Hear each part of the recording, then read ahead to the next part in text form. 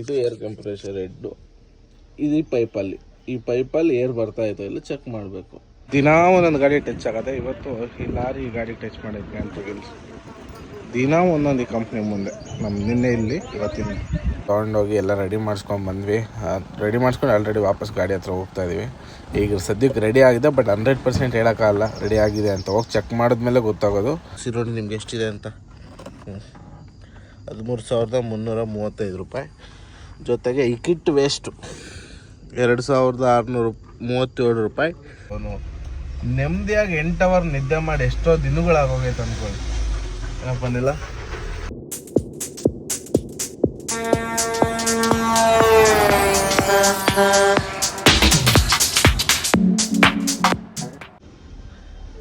Hi friends, ಎಲ್ಲರಿಗೂ good morning. Welcome back to air truck vlogs. ನಾನು ನಿಮ್ಮ ಅಜಯ್. ಸದ್ಯಕ್ಕೆ ಎಲ್ಲಿದ್ದೀವಪ್ಪ ಅಂದರೆ ಗಾಡಿ ಕೆಳಗೆ ಕುತ್ಕೊಂಡಿದ್ದೀವಿ ಗುರು. ನಮ್ಮ ಗಾಡಿ ಕೆಟ್ಟಾಗೈತೆ. ನಿನ್ನೆ ಗೊತ್ತಲ್ಲ ನಿಮಗೆ ಏನಾಗೈತೆ ಅಂದರೆ ಏರ್ ಕಂಪ್ರೆಷರ್ ಹೆಡ್ದು ಪ್ರಾಬ್ಲಮ್ ಆಗೈತೆ. ಏರ್ ಔಟ್ಪುಟ್ ಕೊಡ್ತಾ ಇತ್ತು ಎಲ್ಲ ಗೊತ್ತಿಲ್ಲ. ಚೆಕ್ ಮಾಡಬೇಕು. ಒಂದು ತಲೆ ಹೊಡೆದಿವತ್ತು. ಏನು ಗೊತ್ತಾ, ನೋಡೋಣ ಏರ್ ಕಂಪ್ರೆಷರ್ದು ಫೋಟೋ ಹೊಡೆದು ಹಾಕಿ ಚಾಟ್ GPT ಕೇಳೋಣ ಏನು ಹೇಳ್ತದೆ ಅಂದರೆ, ಚಾಟ್ GPTಗೆ ಹಾಕಿದೆ ಗುರು ಇದ್ರ ಫೋಟೋ. ಇದು ಏರ್ ಕಂಪ್ರೆಷರ್ ಹೆಡ್ ಅಂತ ಕ್ಲಿಯರಾಗಿ ಹೇಳ್ತಾ ಇತ್ತು. ಬರೀ ಫೋಟೋ ಹೊಡೆದು ಹಾಕಿದ್ದಷ್ಟೇ. ಆಮೇಲೆ ನಮ್ಮ ಗಾಡಿ ಏರ್ ಫಿಲ್ ಆಗ್ತಿಲ್ಲ, ಏನು ಮಾಡಬೇಕು ಅಂದರೆ ಮೆಕ್ಯಾನಿಕ್ ಏನೇನು ಹೇಳಿದ್ನೋ ಅದು ಪೂರ್ತಿ ಚಾಟ್ GPTನೇ ಹೇಳ್ತಾ ಇತ್ತು. ಹಿಂಗೆ ಮಾಡ್ರಿ ಅಂತ. ವಾಟ್ ಆರ್ ಟೆಕ್ನಾಲಜಿಯಾ. ಈಗೇನು ಕೆಲಸ ಅಂದರೆ ನಮ್ಮದು ಏರ್ ಕಂಪ್ರೆಷರಿಂದ ಔಟ್ ಆಗೋ ಮೇನ್ ಪೈಪ್ ಏನಾಯಿತು ಅದರಲ್ಲಿ ಚೆಕ್ ಮಾಡಬೇಕು ಫಸ್ಟು ಏರ್ ಬರ್ತಾ ಇತ್ತೋ ಇಲ್ಲ ಅಂತ. ಅದರಲ್ಲಿ ಏರ್ ಬರ್ತಾ ಇಲ್ಲ ಅಂದರೆ ಕಂಪ್ರೆಷರ್ ಹೆಡ್ದು ಪ್ರಾಬ್ಲಮ್ ಐತೆ ಅಂತಂದು ಕನ್ಫರ್ಮ್ ಆಗ್ತದೆ. ಆ ಕಿಟ್ ಏನು ತೊಗೊಂಬಂದೀವಿ ನಾವು, ಆ ಕಿಟ್ ಇದಕ್ಕೆ ಫಿಟ್ ಮಾಡಬೇಕು, ಗಾಡಿ ಸರಿ ಹೋಗ್ತದೆ. ಮತ್ತು ಅದು ಏರ್ ಗವರ್ನರ್, ಏರ್ ಬ್ರೀಡರ್ ಅಂತಾರೆ, ಕೆಲವು ಕಡೆ ಏರ್ ಗವರ್ನರ್ ಅಂತಾರೆ. ಅದನ್ನು ಚೆಕ್ ಮಾಡಿಸಿದ್ವಿ. ಅದು ಹೊಸದು ಹಾಕ್ಬಿಟ್ಟಿದ್ವಿ ಬಿಡಿ, ಅದ್ರ ಸಮಸ್ಯೆ ಇಲ್ಲ, ಏರ್ ಲೀಕೇಜ್ ಇಲ್ಲ ಅದರಲ್ಲಿ, ಅದು ಪ್ರಾಪರಾಗಿದೆ. ಈಗ ನಾವು ಏರ್ ಕಂಪ್ರೆಷರ್ದು ಹೆಡ್ ಏನಿದೆ ಇದರಿಂದ ಔಟ್ಪುಟ್ ಬರ್ತಾ ಐತಾ ಇಲ್ಲ ಏರು, ಅದನ್ನು ಚೆಕ್ ಮಾಡಬೇಕು ಮೇನ್ ಪೈಪಲ್ಲಿ. ಅದು ಪೈಪ್ ಇಲ್ಲೇ ಇದೆ, ತೋರಿಸ್ತೀನಿ. ಇಲ್ಲಿದೆ ನೋಡಿ. ಇದು ಏರ್ ಕಂಪ್ರೆಷರ್ ಹೆಡ್ಡು. ಇದು ಈ ಪೈಪಲ್ಲಿ ಏರ್ ಬರ್ತಾ ಐತಾ ಇಲ್ಲ ಚೆಕ್ ಮಾಡಬೇಕು. ಬಿಚ್ಚನ ಸ್ಪಾನರ್ ಬಿಡಿದಾವ, ರಿಂಗು ಸ್ಪಾನರು ಏನಿಲ್ಲಲ್ಲ. ಮೆಕ್ಯಾನಿಕ್ ಬರಲಿ, ಅವ್ರ ಹತ್ರನೇ ಬಿಚ್ಚೋಣ. ಸುಮ್ಮನೆ ಒಂದಾಗದು ಬೇಡ ನಾವು ಮಾಡೋಕ್ಕೆ ಹೋಗಿ. ಹಂಗಾಗಿ ಅನಿಲಣ್ಣ ಯಾಕಿಂಗಾಗೋಯ್ತು ನಮಗೆ, ಯಾಕಿಂಗಾಯ್ತು ನಮಗೆ. ಏನು ಮಾಡೋಕ್ಕಾಗಲ್ಲ. This is too much bro, too much. ಏನು ಮಾಡೋಂಗಿಲ್ಲ. ಈಗ ರೆಡಿ ಮಾಡಿಸ್ಕೊಂಡು ಹೋಗ್ಬೇಕಷ್ಟೇ. ಇದೊಂದೇ ಪ್ರಾಬ್ಲಮ್ ಇರೋದು ನಮ್ಮ ಗಾಡೀಲಿ. ಇದು ಏರ್ ಕಂಪ್ರೆಷರ್ ಇಟ್ಟು ರೆಡಿ ಮಾಡಿಸ್ಕೊಳ್ಳೋಣ. ಬನ್ನಿ ಈಗ ಕ್ಯಾಬಿನ್ ಇಳಿಸ್ಬಿಟ್ಟು ವೆಯ್ಟ್ ಮಾಡೋಣ. ಹಿಂಗೆ ಇರಲ್ಲ ಬಿಡಿ, ಹಿಂಗೆ ಮೆಕ್ಯಾನಿಕ್ ಬರ್ತಾರೆ ಇನ್ನೊಂದು ಅರ್ಧ ಗಂಟೆಗೆ. ಲೋಕಲ್ ಮೆಕ್ಯಾನಿಕ್ನೇ ಕರೆಸಿದ್ದೀವಿ, ಶೋರೂಮ್ ಅವ್ರನ್ನ ಕರೆಸಿಲ್ಲ. ಯಾಕಂದರೆ ಇವಾಗ ಶೋರೂಮ್ ಅವ್ರನ್ನೇನ ಕರ್ಸೋಕೆ ಹೋದರೆ ಇವಾಗ ಬರೋಲ್ಲ. ಇವಾಗ ಬುಕ್ ಮಾಡಿದ್ರೆ ಅವ್ರನ್ನ ಫೋನ್ ಮಾಡಿ ಕಂಪ್ಲೇಂಟ್ ರೈಸ್ ಮಾಡಿದ್ರೆ ರಾತ್ರಿಗೆ ಬರ್ತಾರೆ. ಅದೊಂದು ಸಮಸ್ಯೆ. ಸಿಕ್ಕಾಪಟ್ಟವಕ್ಕೆಲ್ಲ ಯಾಕೆ ಅಂತ ನಾವು ಸುಮ್ಮನೆ ಆದ್ವಿ. ಗೊತ್ತಲ್ಲ ನಮಗೆ ಕಂಪ್ಲೇಂಟ್ ಏನಾಗಿದೆ ಅಂತ. ಫಸ್ಟ್ ಆಫ್ ಆಲು ಕಂಪ್ಲೇಂಟ್ ಗೊತ್ತಿಲ್ಲ ಏನಾರ ದೊಡ್ಡದಾಗೈತಪ್ಪ ಅಂದಿದ್ರೆ ಕರ್ಸ್ಬೋದಿತ್ತು. ಚಿಕ್ಕಪುಟ್ಟವಕ್ಕೆಲ್ಲ ಯಾಕೆ, ಗಾಡಿಗೆ ವಾರಂಟಿನೂ ಇಲ್ಲ, ಎಲ್ಲ ಖತಮ್ ಆಗಿದೆ. ಹಾಗಾಗಿ ಕರ್ಸಿದ್ರು ನಮಗೆ ದಂಡ ವೇಸ್ಟ್. ಹಾಗಾಗಿ ನೋಡೋಣ, ಗಾಡಿ ರೆಡಿ ಮಾಡಿಸ್ಕೊಂಡು ಹೋಗೋಣ. ನೋಡಿ, ಇದು ನಮ್ಮ ಭಾರತ್ ಬೆಂಜ್ ಇಂಜಿನ್ ಯಾವ ಥರ ಇದೆ ಅಂದರೆ, ಇದು ನನಗೆ ಭಾಳ ಇಷ್ಟವಾದ ವಿಚಾರ ಏನು ಅಂದರೆ ಕ್ಲಾಂಪಿಂಗ್ ಗೇರ್ ಬಾಕ್ಸಿಗೆ ಸಕ್ಕತ್ತಾಗಿ ಮಾಡೋಣ ನೋಡು. ಅಲ್ಲಿ ಬೆಡ್ಡಿಂಗ್ಗಳು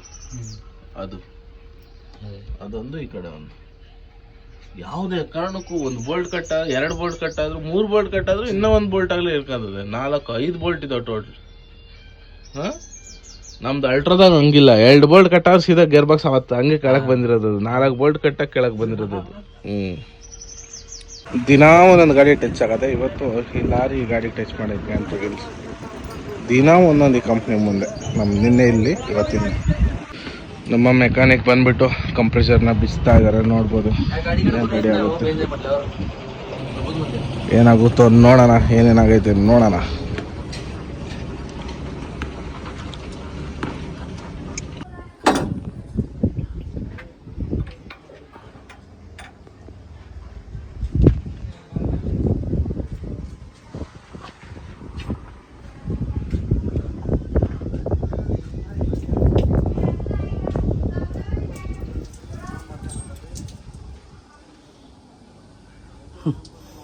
सिस्टम जिसका कुछ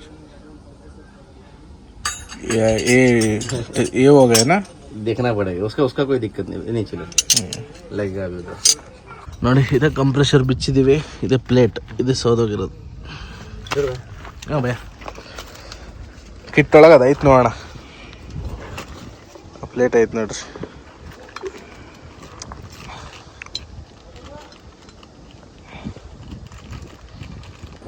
ಆ ಕಿಟ್ ಬಂದು ಕ್ಲೀನಾಗಿ ಸೆಟ್ ಆಗಲಿಲ್ಲ ಲಾಕಕ್ಕೆ, ಹಂಗಾಗಿತ್ತು ಗ್ಯಾರೇಜ್ ಹತ್ರ ತೊಗೊಂಡೋಗಿ ಎಲ್ಲ ರೆಡಿ ಮಾಡಿಸ್ಕೊಂಡು ಬಂದ್ವಿ.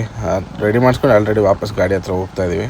ಈಗ ಸದ್ಯಕ್ಕೆ ರೆಡಿ ಆಗಿದೆ, ಬಟ್ 100% ಹೇಳೋಕ್ಕಾಗಲ್ಲ ರೆಡಿ ಆಗಿದೆ ಅಂತ. ಹೋಗಿ ಚೆಕ್ ಮಾಡಿದ್ಮೇಲೆ ಗೊತ್ತಾಗೋದು ಆಗೈತಾ ಇಲ್ಲ ಅಂತ. ನೋಡೋಣ, ಹೋಗ್ಬಿಟ್ಟು ಅಲ್ಲಿ ಟ್ರೈ ಮಾಡೋಣ. ಕಂಪ್ರೆಷರ್ ಎಲ್ಲ ರೆಡಿ ಮಾಡಿಸ್ಕೊಂಡು ಅಲ್ಲಿಂದ ತೊಗೊಂಬಂದು ಫಿಟ್ ಮಾಡಿ 1 hour 2 hour 3 hour 4 hour try ಮಾಡಿದ್ವಿ, ಬಟ್ ಏನು ಕೆಲಸ ಆಗಲಿಲ್ಲ. ಭಾರತ್ ಬೆಂಜವ್ರಿಗೆಲ್ಲ ಫೋನ್ ಮಾಡಿ ಕೇಳಿದ್ದಕ್ಕೆ ಅದು ವೆಬ್ಕೋದು ಕಂಪ್ರೆಷರ್ ಭಾರತ್ ಬೆಂಜಲ್ಲಿರೋದು. ವೆಬ್ಕೋ ಡೀಲರ್ನ ಕೂಡ ಕೇಳಿದ್ವಿ ಫೋನ್ ಮಾಡಿ, ಏನು ರೆಡಿ ಮಾಡ್ಬೋದು ಅದನ್ನ ಅಂತ. ಕಂಪ್ರೆಷರ್ ರೆಡಿ ಮಾಡ್ಬೋದು, ಕಿಟ್ ಸಿಗುತ್ತೆ. ಬಟ್ ಆ್ಯಕ್ಚುಲಿ ಏನಪ್ಪ ಸಮಸ್ಯೆ ಅಂದರೆ ಕೆಲವು ಕಂಪ್ರೆಷರ್ಗಳು ಫೇಲು ಆಗಿಬಿಡ್ತವೆ ರೆಡಿ ಮಾಡಿದ್ಮೇಲೂ, ಏರ್ ಎತ್ಕೊಡಲ್ಲ ಅಂತ ಹೇಳೋದು. ಹಾಗಾಗಿ ಕಂಪ್ರೆಷರ್ ಹೆಡ್ಡು ಪೂರ್ತಿ ಹೊಸದು ತರಿಸ್ತಾ ಇದ್ದೀವಿ. ಎಲ್ಲಿಂದ? ಸತಾರಾಯಿಂದ. ನಾವಿರೋದು ಬಂದು ಸಾಂಗ್ಲಿ. ಇಲ್ಲಿಂದ 130 ಕಿಲೋಮೀಟ್ರ್ ದೂರದಿಂದ ಕಂಪ್ರೆಷರ್ ಹೆಡ್ಡು ಶೋರೂಮಿಂದ ತರಿಸ್ತಾ ಇದ್ದೀವಿ. ಗಾಡಿ ಫಿಟ್ ಮಾಡಬೇಕು. ನೋಡಿ ಯಾವ ಥರ ಏರಿಯಾ ಅಂದರೆ ನಾವಿರೋದು ಇಲ್ಲಿ ಏನೇನು ಹೆಚ್ಚು ಕಮ್ಮಿ ಆದರೂ ಯಾರೂ ನೋಡೋರಿಲ್ಲ. ಇದು ರೋಡಲ್ಲೇ ಈ ಕಂಪ್ನಿ, ದರಿದ್ರ ಕಂಪ್ನಿ. ಬಿಲ್ ಕೊಡೋವರೆಗೂ ಹೊರಗೆ ಹಾಕ್ಕೊಬೇಕು ಗಾಡಿ. ಎಷ್ಟೊತ್ಕನ ಲೋಡ್ ಆಗಲಿ ಗಾಡಿ ಹೊರಗೆ ತಂದು ಹಾಕ್ಕೊಬೇಕು, ಆಮೇಲೆ ಬಿಲ್ ಕೊಟ್ಟಾಗ ಗಾಡಿ ಎತ್ಕೊಂಡು ಹೋಗ್ಬೇಕು. ಇಂಥ ದರಿದ್ರ ಕಂಪ್ನಿ ಒಳಗೆ ಎಷ್ಟು ಪಾರ್ಕಿಂಗ್ ಐತೆ, ಬಟ್ ಗಾಡಿ ಬಿಲ್ ಲೋಡ್ ಆದ ತಕ್ಷಣ ಹೊರಗೆ ಹಾಕ್ಕೊಂಡು ಅಗ್ಗತಡ್ಪಲ್ಲಿ ಹಾಕ್ಬೇಕಿಲ್ಲ. ಈ ಥರ ಪ್ರಾಬ್ಲಮ್ಮು. ಸದ್ಯಕ್ಕೆ 2 ಗಾಡಿ ಇಲ್ಲೇ ಇದ್ದಾವೆ. ನೋಡೋಣ.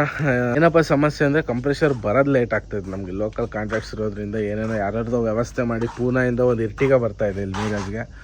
ಅವ್ರಿಗೆ ಕಾಂಟ್ಯಾಕ್ಟ್ ಮಾಡಿಬಿಟ್ಟು ಇಡ್ಸಿದ್ದೀವಿ. ಮೀರಾಜಲ್ಲಿ ಸತಾರಾಯಿಂದ ಬರ್ತಾಯಿದೆ, ಆಲ್ರೆಡಿ ಆನ್ ದ ವೇ ಇದೆ.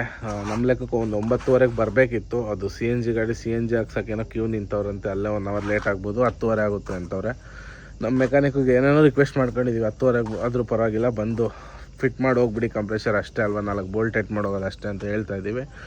ನೋಡೋಣ ಅಂತ ಹೇಳ್ತವ್ರೆ. ಇನ್ನು ಕೂಲೆಂಟ್ ನಾವೆಲ್ಲ ಹಾಕ್ಕಂತೀವಿ, ಬಂದು 4 ಬೋಲ್ಟ್ ಟೈಟ್ ಮಾಡೋಗಿ ಅಂತ ಹೇಳ್ತಿದ್ದೀವಿ. ಬಟ್ ಇನ್ನು ನೋಡೋಣ ಅಂತಂದು ಹೇಳ್ತವ್ರೆ. ಬರ್ತಾರೋ ಇಲ್ಲೋ ಗೊತ್ತಿಲ್ಲ, ವೆಯ್ಟ್ ಮಾಡೋಣ. ಇವತ್ತು ಊಟ ಆನ್ಲೈನೆಲ್ಲ ತರಿಸಿದ್ದು, ನೀರು ತರಕ್ಕೆ ಹೋಗಿದ್ದಾರೆ ಹುಡುಗರು. ಈಗ ಊಟ ಮಾಡ್ಕೊಂಡು ವೆಯ್ಟ್ ಮಾಡೋಣ. ಬೆಳಗ್ಗೆ ಪೋಹ ತಿಂದಿದ್ದು 1 ಪ್ಲೇಟ್, ಇಷ್ಟು. ಇನ್ನೂ ಏನೂ ತಿಂದಿಲ್ಲ. ಈಗ ಊಟ ಮಾಡಿ ವೆಯ್ಟ್ ಮಾಡಬೇಕು. ಅವ್ರು ಬಂದರು ಅಂದರೆ ಇವಾಗೇ ರೆಡಿ ಆಗುತ್ತೆ ಗಾಡಿ. ಅವ್ರು ಬಂದಿಲ್ಲ ಅಂದರೆ ಗಾಡಿ ರೆಡಿ ಆಗೋಲ್ಲ. ಬೆಳಗ್ಗೆ ಒಂದು 6-7 ಗಂಟೆಗೆ ಬಂದು ಫಿಟ್ ಮಾಡಿಕೊಡ್ತಾರೆ. ಒಂದು 8 ಗಂಟೆ ಅಷ್ಟಿಗೆ ರೆಡಿ ಆಗುತ್ತೆ. ಫಿಟ್ ಮಾಡೋದೇನು ತುಂಬ ಈಜಿ, ನಾವೇ ಮಾಡ್ಕೊಬೋದಿತ್ತು. ಬಟ್ ಸ್ಪಾನರ್ಗಳಿಲ್ಲ ನಮ್ಮ ಹತ್ರ, ಅದೊಂದು ಸಮಸ್ಯೆ. ತುಂಬ ಟೂಲ್ಸ್ ಬೇಕು ಅದಕ್ಕೆಲ್ಲ, ಅವೇ ಸಮಸ್ಯೆ ನಮ್ಮ ಹತ್ರ.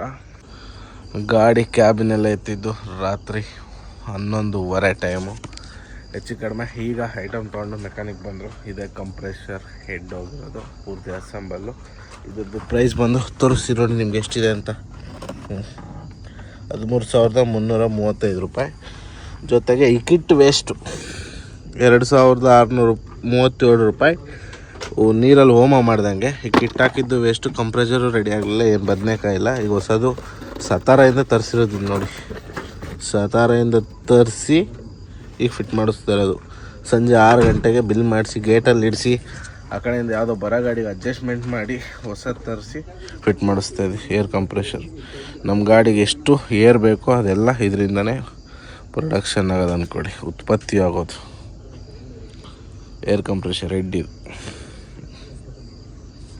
ಕರೆಕ್ಟಾಗಿ ಗಾಡಿ ರೆಡಿ ಆಗೋ ಅಷ್ಟೊತ್ತಿಗೆ 12:15 ಬಂತು. ಇನ್ನು ಮಿರರ್ದು ಒಂದು ಕಾಟ ಇದೆ ನಮ್ಗೆ ಇವಾಗ.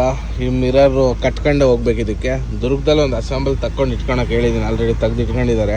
ಹೋಗಿ ನಾಳೆ ಫಿಟ್ ಮಾಡ್ಕೊಬೇಕು. ಬಟ್ ವೈಟ್ ಕಲರ್ ಪೇಂಟ್ ಮಾಡಿಸಿಲ್ಲ. ಈಗ ಇದು ಹೆಂಗಿದ್ರು ಬ್ಲ್ಯಾಕೇ ಇತ್ತು. ಇದು ಶೋರೂಮ್ ಮಿರರು.